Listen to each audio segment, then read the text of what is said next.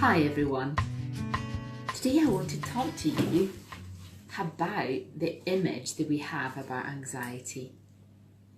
Although I am a therapist, I believe that the most important person or the most important people to help your child or your teenager to overcome anxiety is yourself, understanding exactly what anxiety is.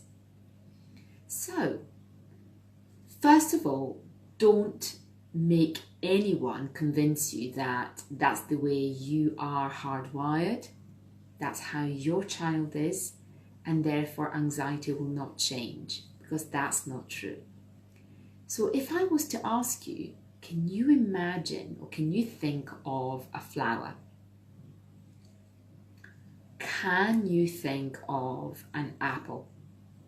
And please comment right below here, what kind of flower were you thinking of? And what colour was your apple? So what happens when we have a word, pop, we have an image in our head. And that happens all of the time, and it happens with everything. So when we are anxious, when we see our child that is anxious, that is what happens inside their head. They have that image. Whatever that might be, they have that feeling. And they can relate it with. They might not be able to change it immediately. And it is there. And it's constantly there. And it's an image that they're not going to like it. So we have this image. And children don't want to have that image. And what they do is they avoid it. So, especially for children with selective mutism, they don't want to go to school because that's an anxiety-provoking situation. They don't like it. They avoid it. They go away. Or they don't like it. They say that they don't want to go, and therefore they have a major tantrum. And we think, oh gosh, they're being defiant. But in actual fact, it's anxiety. So, I am a total believer in neuroplasticity. Our brain is in constant churning. We're thinking all of the time. Our brain changes all of the time. So if we can change and we can choose what we eat, why couldn't we choose the way we think? Why can't we change the image? And that's the case. There are different ways that our brain can change, but we also need, especially with children, we need you to help them changing that picture. So, first of all, talk about anxiety. Don't say, oh, we don't mention that word because, oh, we don't like it. No. Personify anxiety. So you can say, oh, Mr. Anxiety up there is telling you to be scared, but do you know what? You are needing to be brave and try, because only by that is going to make you strong. So you're going to give that change. You're going to talk about the Mr. Anxiety is always telling you what to do and what not to do. But no, you're going to put a shield and you're going to say, no, I'm actually going to try that. And that is regardless what it is, if it's going up a big slide or going to school. You need to reassure them in a way, not by saying, oh, don't worry about it, because they are worrying.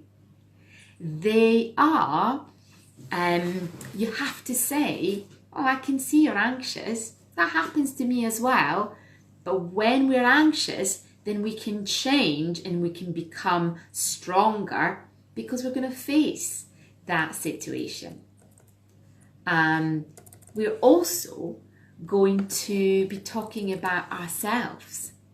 You know, we are going to say, in actual fact, I am worried as well. You need to talk about their fears.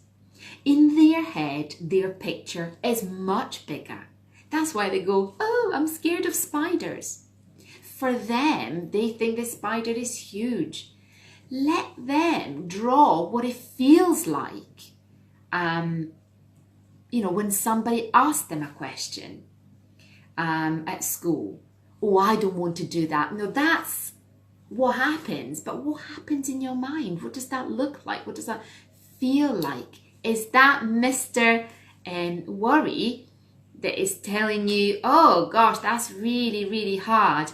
But actually, the more we do it, the better we get at it. It's almost like running. The more we run, the more we get better at it. Now, I know that you might think, oh gosh, Anna, that sounds really simple, but is the message that as adults we want to give our children? We want them to understand that everybody has fears, and in actual fact, we just want them to face them. With children with selective mutism, do not avoid any situations, because it's by putting your child in that situation that they know what to do. It's like problem solving. So if your child doesn't like swimming because it's busy, well, maybe think of going to a smaller swimming pool, but don't stop going swimming. If it's hard for your child to answer questions, which is obviously one of the biggest things for children with selective mutism, don't avoid that situation. Think about all those little steps. I do have a new course coming up soon, just in a few weeks' time, which I will let you know, all about selective mutism, just the basics. So everybody that is working around your child, with you, with your child, uses the same language. Language is so powerful for everything, for learning, for emotions. We need to stimulate your child emotional intelligence. And we do that by giving the right input, by using the right language, and by changing that picture. So if I ask you again, think of a flower. Is that the same colour? Is that the same flower that you thought at the beginning? But if I ask you, if it's the same flower, can you think of a different one? Can you do that? I can. So that happens with feelings too.